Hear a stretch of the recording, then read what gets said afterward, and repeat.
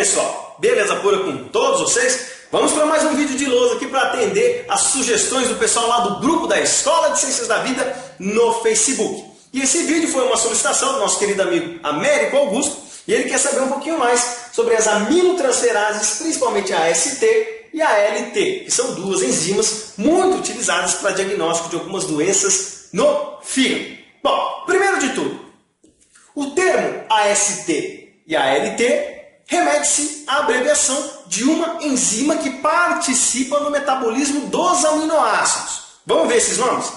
AST significa aspartato aminotransferase. Então o que essa enzima vai fazer? Ela vai transferir o grupamento amino do aspartato para o alfa-cetoglutarato. E aí, quando se transfere esse grupamento amino para o alfa-cetoglutarato, nós formamos o famoso glutamato. E como resíduo desse aspartato, nós temos o alfa-cetoácido dele, que é o oxalacetato. E se a gente for ver, o nome antigo da AST era TGO, que é transaminase glutâmico oxalacética, ou seja, retira-se o grupamento amino de um aminoácido para se jogar no ácido glutâmico, ou seja, o alfa-cetoácido, que é o alfa-cetoglutarato, recebe o grupamento amino para se tornar ácido glutâmico. E o alfa-cetoácido residual do outro aminoácido que se retirou do grupamento amino é o oxalacetato. Então é muito mais fácil a gente falar que tem a transferência de um grupamento amino do aspartato para outro alfa-cetoácido. Então, aspartato aminotransferase é mais tranquilo. AST. Então as duas são a mesma coisa.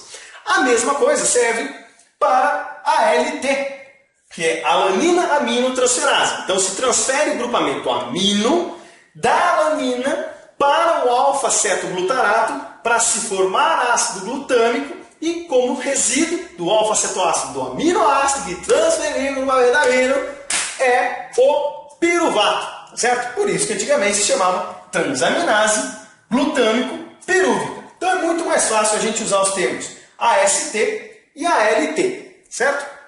Bom, quando a gente fala nessas duas enzimas, elas estão presentes praticamente em todos os tecidos do nosso organismo, na maioria deles. Mas no fígado nós temos uma quantidade exorbitante dessas duas enzimas, o que serve como diagnóstico de uma série de lesões hepáticas. Você pode ter, por exemplo, lesão em determinados outros tecidos e aumentar o título dessas enzimas na circulação.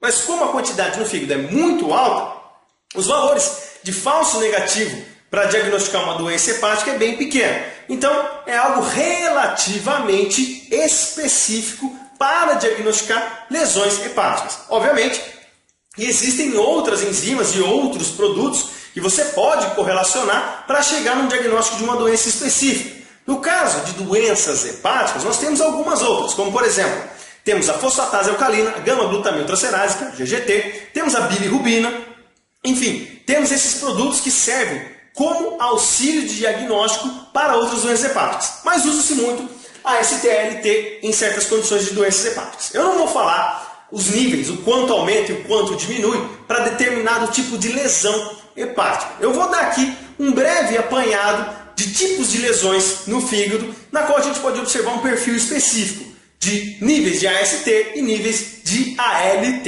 Então vamos pensar aqui no seguinte. Bom, 360 aqui para vocês. Está aqui o nosso hepatócito, então. E essas enzimas elas estão dentro do hepatócito. Então, ou seja, elas estão no citoplasma aqui do hepatócito ou na mitocôndria. A AST ela pode ser tanto mitocondrial como citoplasmática. E a ALT está dispersa aqui no citoplasma. Os senhores concordam comigo que, como elas estão dentro do hepatócito, os níveis dela na circulação dessas ambas enzimas têm que estar reduzidos. Elas não estão presentes na circulação. Se por algum acaso observar a presença dessas duas enzimas na circulação, significa que nós estamos tendo algum tipo de lesão celular. Então, se elas são extravasadas, nós teremos alguns perfis de lesão celular, no caso aqui do nosso hepatócito.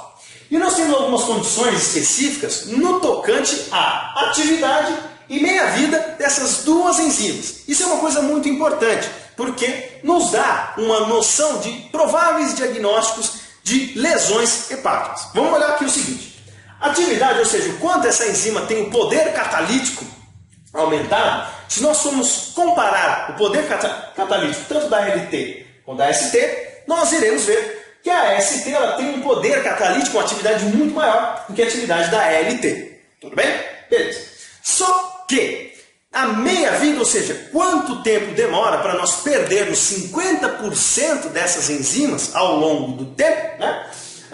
Nós iremos ver que a LT ela vive muito mais tempo do que a ST. E com base nesses dois parâmetros, nós podemos ter algumas noções de lesão hepática. Vamos pegar aqui o seguinte exemplo. Se porventura nós temos uma quantidade de AST maior do que a LT na circulação, que extrapole os valores normais encontrados nas pessoas que não têm lesões hepáticas, a princípio pode-se deduzir, não afirmar com 100% de certeza, porque existem exames complementares, mas pode-se deduzir que nós temos uma lesão aguda. Por que lesão aguda? Dado que a atividade da ST é maior do que a LT, só que o tempo da sua vida é menor, significa que o hepatócito ele sofreu uma lesão há pouco tempo e consegue se mensurar mais a atividade da ST do que a LT. Então a gente pressupõe uma lesão aguda, ok? E no caso contrário, por exemplo, os níveis de AST estarem diminuídos em relação aos níveis de ALT.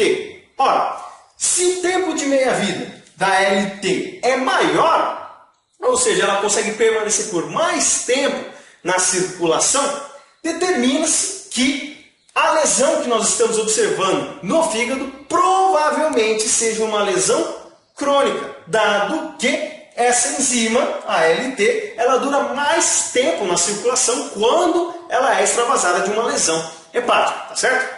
Então, isso aqui é só uma pequena observação, dado que nós temos diferentes quantidades, tanto de uma como da outra enzima na circulação, para predizer provavelmente um tipo de lesão hepática, se ela é aguda ou se ela é crônica.